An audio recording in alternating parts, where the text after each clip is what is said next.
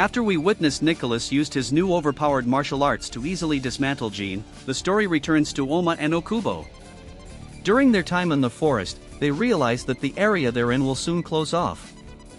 Surprised, OHMA remarks that it hasn't even been 2 hours since the tournament started. Okubo guesses the organizers are closing areas quickly at the start to force early encounters. A rustle in the bushes catches Okubo's attention. He and OHMA turn toward the noise and spot someone familiar hiding within the foliage. Looking at their location on the map, we can see just how big the area that's about to be closed off is. The scene then shifts to Shin Wulong and Xia, who encounter Leonardo and Onoda. Shin asks Xia who the men in front of them are, and Xia explains that they're powerful rookies known as the Supernovas. Leonardo tells Shin and Xia that he can't let them pass, since they've already bumped into each other, while Onoda simply praises his god, Buddha. Xia stops Shin and volunteers to fight them himself, as he can't let Shin handle all the combat.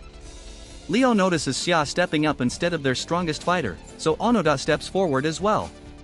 Xia tells them that they can fight him as a team, but Onoda bluntly tells him to perish the thought, and asks Xia if he thinks they're cowards. Impressed by Onoda's resolve, Xia says he likes his attitude. Onoda introduces himself, as Xia does the same, then they both prepare for combat. Onoda notes that his opponent is the leader of the worm and realizes that defeating Xia would be a major advantage for the Kengan team. But he also knows Xia is strong, so if he fails, Leonardo will be there to avenge him. Determined, Onoda declares he'll do everything he can to force Xia to show his hand. Suddenly, Xia swiftly rushes towards Onoda, who tries to react in time, but gets caught with a punch to the chin. Xia moves in for a finishing blow, but Shin stops him, pointing out that Onoda is already down. Leonardo is stunned that his comrade was defeated so effortlessly, without even landing a hit.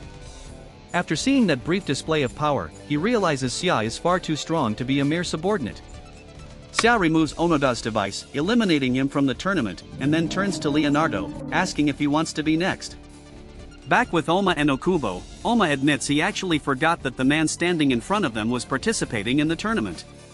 Okubo sarcastically comments on how coincidental it is that all three of them happen to meet in such a large area. Mutiba instantly picks up on the sarcasm, calls it a bad joke, and reveals that he tracked them using the medal. Mutiba explains that everyone can view the medal's location data on their device at any time. As long as he knows the general area and uses his enhanced hearing, he can pinpoint the holder easily. Shocked by this, OHMA and Okubo check their devices for the feature. OHMA admits he didn't know the device could do that, while Okubo, who assumed Mutiba was lying because it sounded too convenient, finds the function and realizes it actually exists. Watching them struggle, Mutiba asks if they weren't paying attention when the devices were explained. OHMA assumes that Mutiba must have found them by following the medal. Mutiba confirms this, and asks which one of them has it. Mutiba then tells them he's discovered a way to boost their chances of winning, which catches Okubo's attention. Mutiba explains that at this time of year, there are roughly 12 hours between sundown and sunrise. It's been almost 2 hours since the Kengan match began. This area will close soon, the second area will close 6 hours after the start, and the third will close 10 hours after the start. This, Mutiba says, is their opportunity. He reminds them of the rule: if a medal is left behind in a closed-off area, the person who held it the longest wins. Okubo immediately understands what Mutiba is suggesting.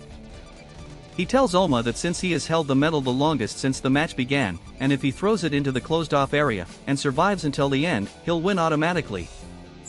Mutiba chimes in and states that there are a lot of ways to win this match, so simply trying to defeat enemies head-on would be the sucker's way of doing things. He then tells OHMA to hand over the medal. But OHMA is still skeptical, asking Mutiba if he plans on eliminating himself to remove the medal, because if that's the case, OHMA won't allow it. However, Okubo warns him not to play the hero and points out that if the medal is removed, OHMA will be the only one with the right to win. Okubo also reminds him that OHMA's life isn't the only one riding on this match, since Ryuki's life is on the line too, and asks if that didn't occur to him. OHMA understands their strategy, but something still feels off to him. Suddenly, Mutiba swiftly snatches the medal from OHMA's pocket, catching both him and Okubo completely off guard. Mutiba thanks Okubo for distracting OHMA long enough for him to steal it. He then tells OHMA that he's improved a lot, but he still isn't capable of predicting movements without violent intent. Okubo demands to know what Mutiba is doing, but Mutiba asks if he's kidding around and reminds him that this is a match. OHMA agrees and tells Mutiba that he's going to take the medal back by force. I'll admit it, I completely forgot about Mutiba being in this tournament, since I wasn't watching for him at all. But now that he's here, it makes perfect sense that he would immediately start scheming.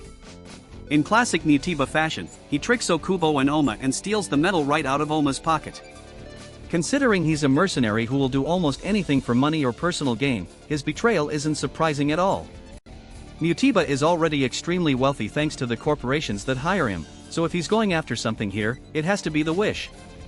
And that wish is dangerous because it's going to tempt a lot of fighters, maybe even enough to make some of them betray their teams. Nicholas, for example, almost certainly has his own agenda. Okoye is unpredictable and bound by his warped sense of justice, so he could turn on anyone he deems worthy of execution. Rayan isn't a team player and might just be here for the thrill, he'd probably prefer to rack up life points himself rather than help his team. And Gilbert? The moment he sees Rayan, he's guaranteed to ignore orders and go after him. Basically, anyone who sees an opportunity to claim the wish might flip sides, which cause some unexpected betrayals in this tournament. As for Mutiba, he still has to deal with OHMA and Okubo if he wants to escape with the coin. He'll probably try to slip away using his mercenary techniques. But even if he gets away, the problem is the same, the medal broadcasts his location to everyone. He becomes a walking target, possibly the biggest one on the island. If Mutiba decides to actually help them and throw the medal into a closing area, the Kengan team gains an advantage, but it also paints a giant target on OHMA. Once everyone realizes the medal is out of bounds, Shin's team will rush straight at OHMA to eliminate him before the tournament ends. Even with OHMA's current strength, surviving that will be brutal. The match lasts for hours, meaning he and his allies will have to fend off constant attacks from anyone who wants the prize. That includes Shin's team, obviously, but also potential traitors from the Kengan side. Not everyone can be trusted in this tournament, no matter how genuine they might seem at the start. That wish is going to tempt people. We're already seeing it with number 6, and now with Mutiba. This might cause huge conflict within both teams, which could turn everyone against each other, transforming this tournament into a fight for survival, ambition, hidden motives. Also in this chapter, we got to see Xia finally jump into action, instead of letting Shin do all the work. I kinda wanted that fight to last a bit longer like OHMA's fight, so we could see more of Xia's abilities, since he did fight Ajido back when he, along with Shin and Fu, was ambushed by Kuroki, Kano, and Rolone. Maybe Leo will put up more of a fight, but that's unlikely since he's also a rookie. However, I'm sure we'll see more of him as this tournament continues, and hopefully we can see just how powerful he truly is. That's all for today guys, so let me know your predictions for OHMA and Okubo versus Mutiba. I'll see you all in the next chapter, so take care.